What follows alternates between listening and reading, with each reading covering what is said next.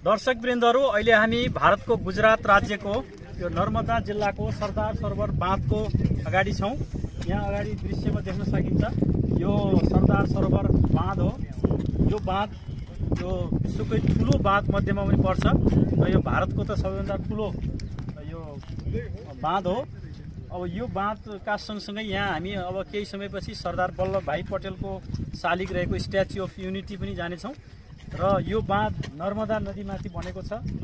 यो सन् 1985 तिरबाट यो बाँध बनाउन सुरु गरिएको थियो र यो बाँध बनेपछि यहाँ तल रहेका यो यसको आसपासमा रहेका बस्तीहरू सार्नुपर्ने भएको हुनाले यो नर्मदा बचाओ अभियानको रूपमा मेघा पाटकर, त्यसै गरी बाबा आम्टे र अरुण रोय जस्ता पर्यावरणविदहरूले यसको एउटा आन्दोलनलाई सुरुवात गरेका थिए।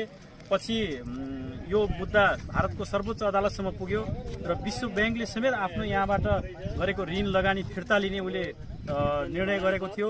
पछि भारतको सर्वोच्च अदालतले केही समय बाँध बनाउन रोक लगाए पनि पछि चाहिँ यहाँको यो खास विस्थापित भएकाहरूलाई पुनर्वास गर्ने र बाँध बनाउने हिसाबले फैसला गरिसकेपछि विस्थापितहरूको पनि पुनर्वास भयो र यसले विकासका ठुला आयोजनाहरू सुरु गर्दा खास गरी यो विस्थापितहरूलाई पुनर्वास गर्ने एउटा नीतिमा नै यसले परिवर्तन ल्यायो कि विकासका ठुला आयोजनाहरू सुरु गर्दा कसरी चाहिँ हामीले त्यहाँ रहेका त्यसका प्रभावित क्षेत्रहरूलाई कसरी पुनर्वास गर्ने भन्ने विषयमा पनि एउटा महत्त्वपूर्ण मुद्दा बनेको छ।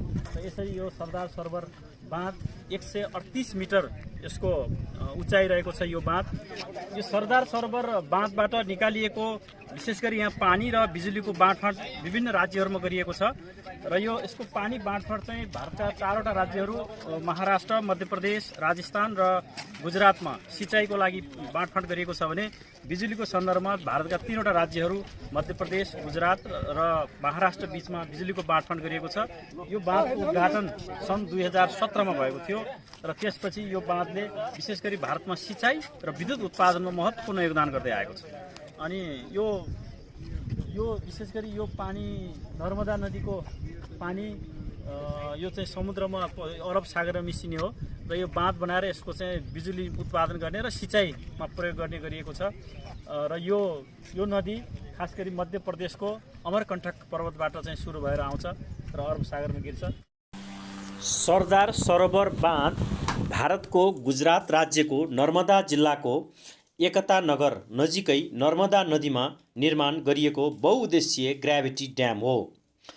यो परियोजनाको परिकल्पना सर्वप्रथम सन् 1946मा भारतको पहिलो उपप्रधानमन्त्री तथा गृहमन्त्री सरदार वल्लभभाइ पटेलले गर्नुभएको थियो भने यसको शिलान्यास सन् 1961मा भारतका प्रथम प्रधानमन्त्री जवाहरलाल नेहरूले गर्नुभएको थियो। यो बाँधको उद्घाटन भने सन् 2017मा भारतका प्रधानमन्त्री नरेन्द्र मोदीले गर्नुभएको थियो। यो बाँधको उचाइ 138.68 मिटर छ भने यसको लम्बाइ 1210 मिटर रहेको छ। यो बाँधबाट 1450 मेगावाट विद्युत उत्पादन गरिएको छ। त्यसरी उत्पादित विद्युत गुजरात, महाराष्ट्र र मध्य प्रदेशमा वितरण गरिएको छ। सन् 1985मा मेघा पाटेकरको नेतृत्वमा नर्मदा बचाओ आन्दोलनको सुरुवात भएको थियो। यो बाँधको निर्माणबाट 245 भन्दा बढी गाउँहरू डुबानमा परेका थिए भने लाखौँ मानिसहरू विस्थापित भएका थिए। हजारौँ हेक्टर जङ्गल र खेतीयोग्य जमिन जलमग्न भएका थिए। सरकारले विस्थापित परिवारको उचित क्षतिपूर्ति र पुनर्वासको स्पष्ट खाका तयार नगरी बाँधको उचाइ बढाउँदै लगेको आरोप आन्दोलनकारीहरूले लगाएका थिए। आन्दोलनको तीव्र दबाव र मोर्से कमिसनको प्रतिवेदनपछि 1993मा विश्व ब्याङ्कले यस परियोजनालाई दिँदै आएको $450 मिलियन को ऋण र आर्थिक सहयोग फिर्ता लिएको थियो। सन् 2000मा भारतको सर्वोच्च अदालतले पुनर्वास प्रक्रियालाई तीव्रता दिने शर्तमा मात्र बाँध निर्माण जारी राख्न अनुमति दिएको थियो। यो बाँधको जलाशयको क्षेत्रफल 375.33 वर्ग किलोमिटर रहेको छ। यस परियोजनाबाट सिँचाइको सुविधा भने सबैभन्दा धेरै गुजरात राज्यमा छ। गुजरात राज्यका 17 भन्दा बढी जिल्लामा सिँचाइ सुविधा पुगेको छ।